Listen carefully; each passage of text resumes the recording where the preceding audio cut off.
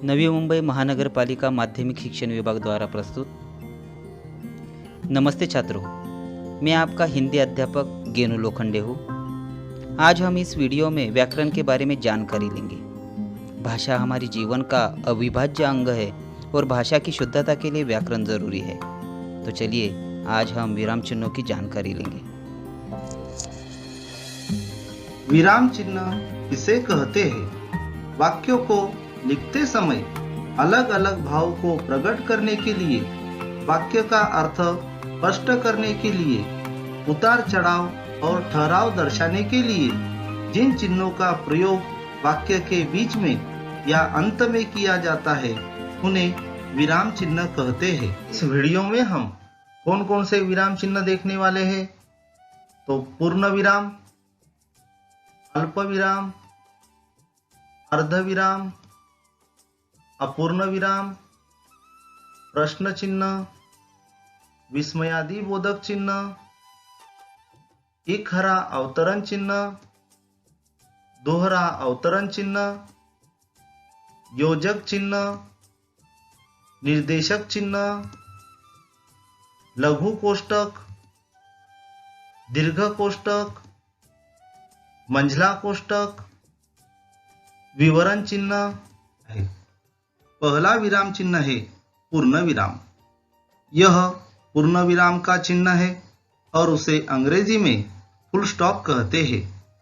विधान पूर्ण हुआ है यह दिखाने के लिए पूर्ण विराम चिन्ह का उपयोग किया जाता है, जैसे सूरज सुबह उगता है।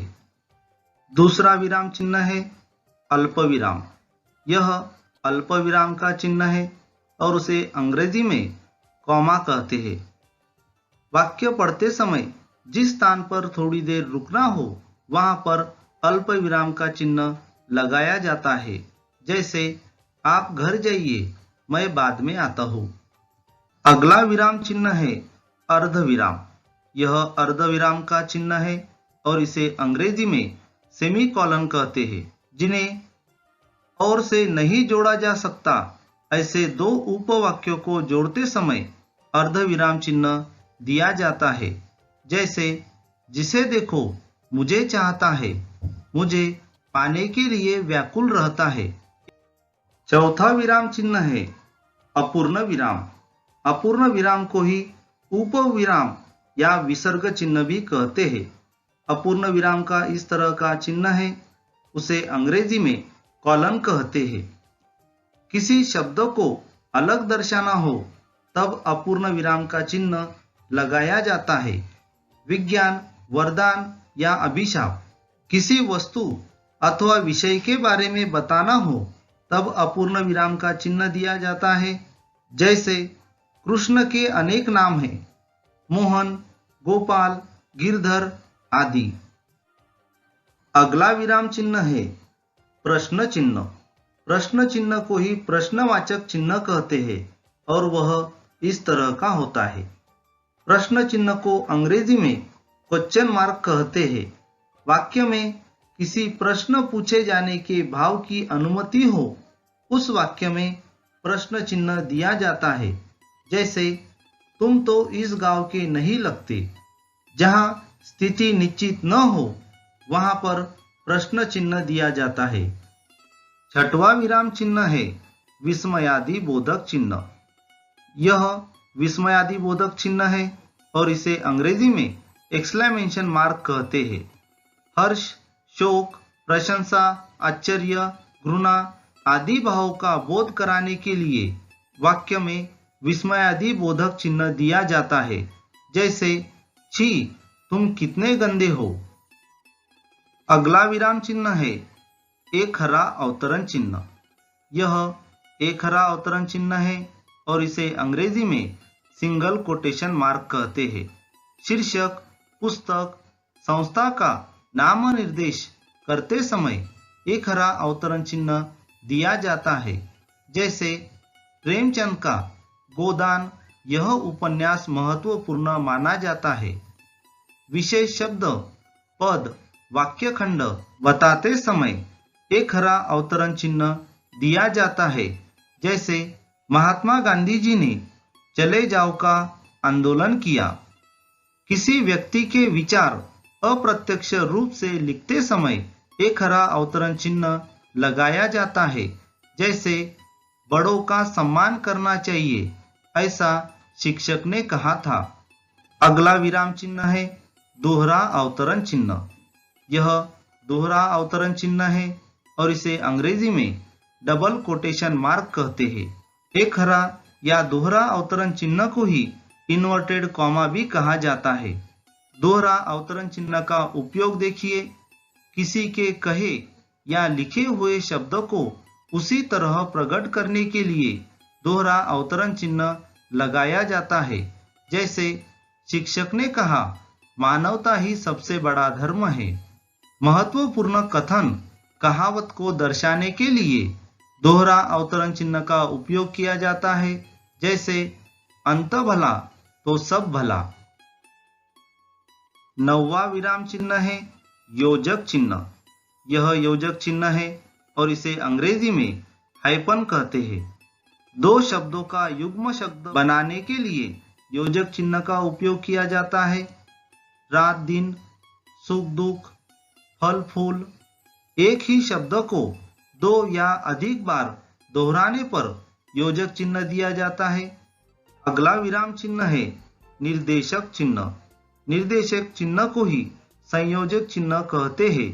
निर्देशक चिन्ह इस तरह का होता है और इसे अंग्रेजी में डैश कहते हैं। किसी के कथन को उद्धृत करने से पहले या बाद में निर्देशक चिन्ह लगाया जाता है, जैसे स्वतंत्रता हमारा जन्मसिद्ध अधिकार है, लोकमान्य तिलक।